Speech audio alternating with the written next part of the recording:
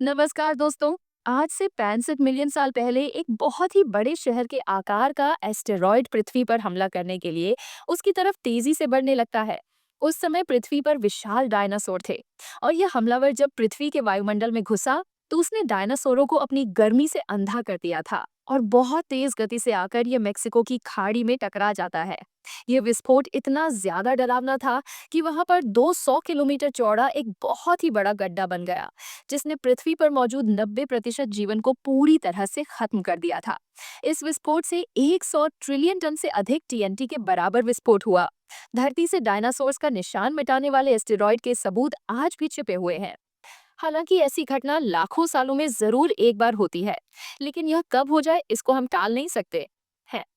Stephen Hawking की आखिरी किताब में उन्होंने लिखा था कि एक क्षुद्र ग्रह टकराव कुछ ऐसा होगा जिसके खिलाफ हमारे पास कोई बचाव नहीं है। लेकिन मान लीजिए 1 किलोमीटर डायमीटर वाला एस्टेरॉयड आज हमारी पृथ्वी से टकरा जाए, तो क्या उससे मानव जाति खत्म हो जाएगी? कई साइंटिस्ट मानते हैं कि जैसी डायनासोरों के साथ घटना हुई थी, वैसी भविष्य में इंसानों के साथ हो सकती है। और ये कोई हवाई साइंस फिक्शन बात नहीं है।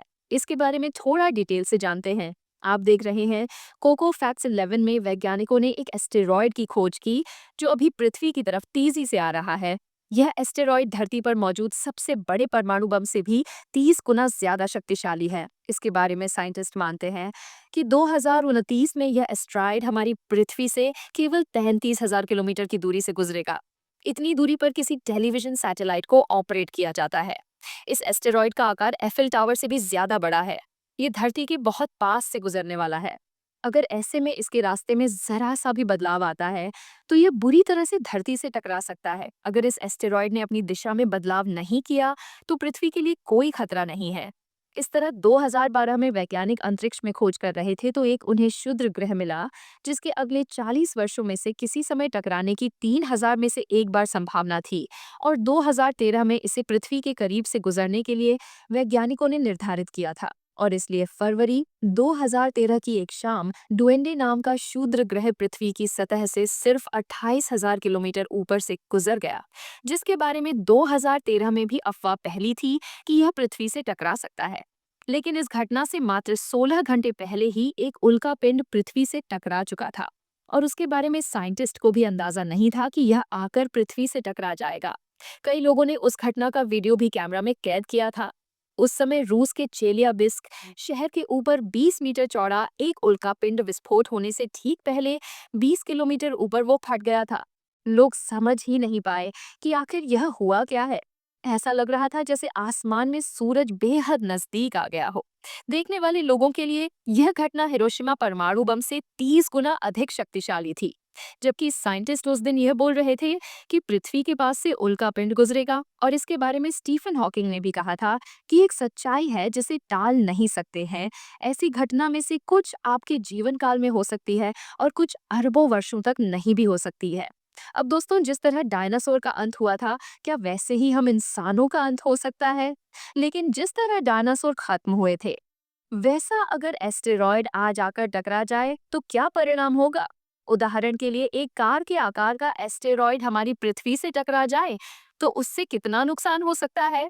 मान लीजिए एस्टेरॉयड आकर अभी पृथ्वी से टकराता है तो हम आकाश में एक चमकीली चमक को देख सकते हैं, लेकिन कुछ ज्यादा नुकसान नहीं होने वाला है क्योंकि यह पृथ्वी के वातावरण में ही जलकर खत्म हो जाएंगे।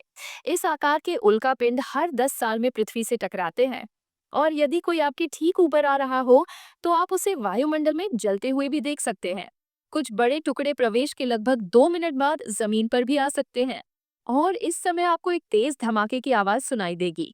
इससे ज्यादा इतने बड़े एस्टेरॉयड नुकसान नहीं कर सकते हैं क्योंकि अधिकांश जगहों पर हमारा वायुमंडल इन छोटे छोटे एस्टेरॉयड से बचाव कर सकता है। लेकिन ये तो एक नॉर्मल बात है।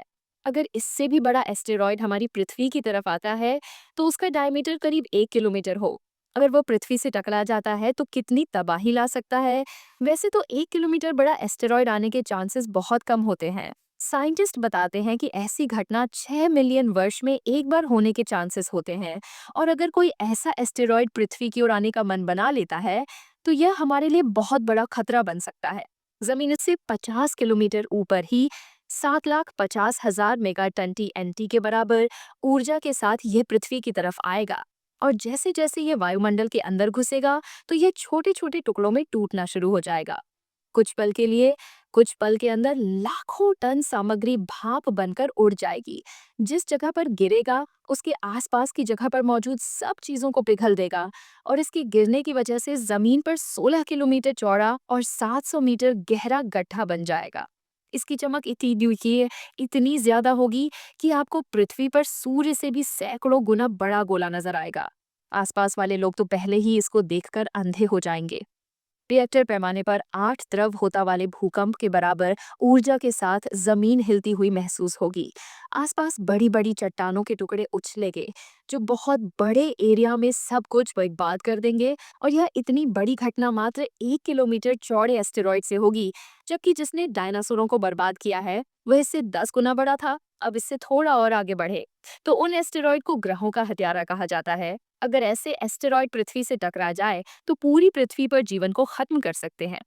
लेकिन एक फैक्ट ये भी है कि इनमें से किसी एक के पृथ्वी से टकराने की संभावना हर 100 साल में 500 में से एक बार होती है।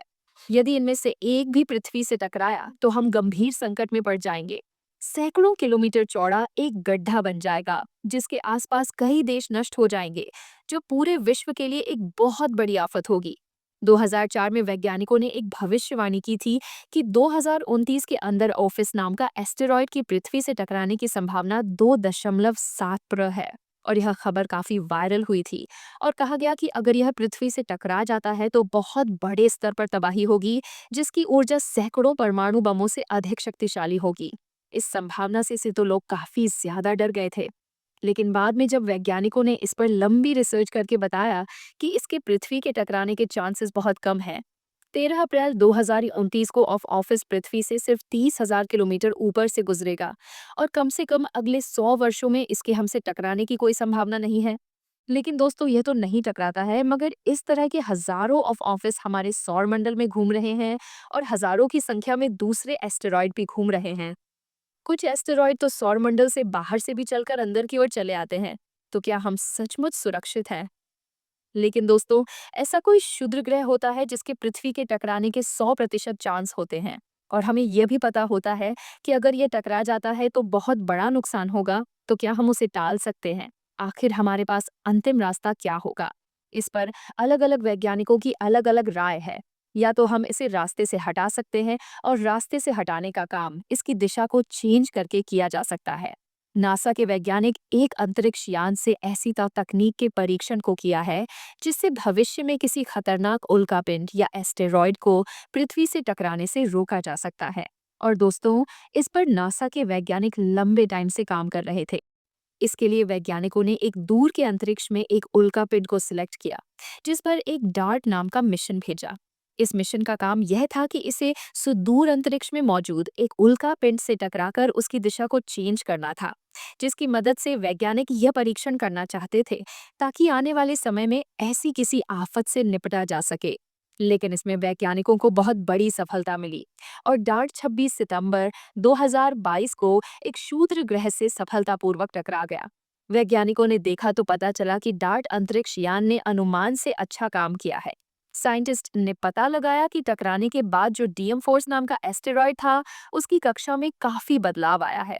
और वैज्ञानिकों के लिए यह परीक्षण बहुत बड़ी उपलब्धि थी। और ऐसे परीक्षण आने वाले समय में पूरी इन्हीं प्रजाति को खतरे से बचा सकते हैं। क्यों जरूरी है आखिर दोस्तों उल्कापिंड की गति और दिशा को बदलना? दोस्तों, अंतरिक्ष में बड़ी मात्रा में उल्कापिंड घूमते हैं और इनमें से कई धरती के बेहद करीब से गुजरते हैं। अगर यह धरती से टकरा जाते हैं तो बड़ा नुकसान कर सकते हैं।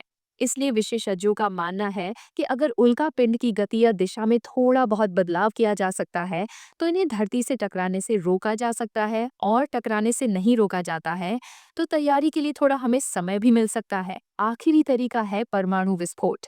हालांकि कुछ वैज्ञानिक इस तरीके को बहुत ज्यादा घातक मानते हैं और यह तो अंतिम हथियार हो सकता है। लेकिन अन्य मायनों में यह हमारी पृथ्वी रक्षा करने का सबसे अच्छा तरीका वैज्ञानिकों को लगता है। हम क्षुद्र ग्रह की सतह के करीब एक बड़े परमाणु विस्फोट को फोड़ सकते हैं और उस उल्का पिंड को कई टुकड़ों में तोड़कर बिखेर सकते हैं, और फिर वह टुकड़े पृथ्वी से दूर चले जाएंगे।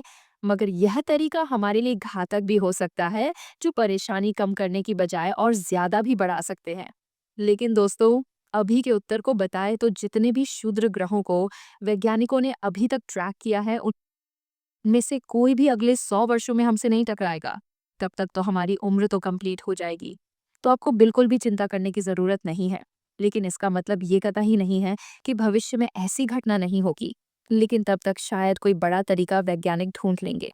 इसके बारे में अगर आपके पास कोई सुझाव है, तो कमेंट में ज़रूर लिखिए। वीडियो को पूरा देखने के लिए आपका बहुत-बहुत धन्यवाद।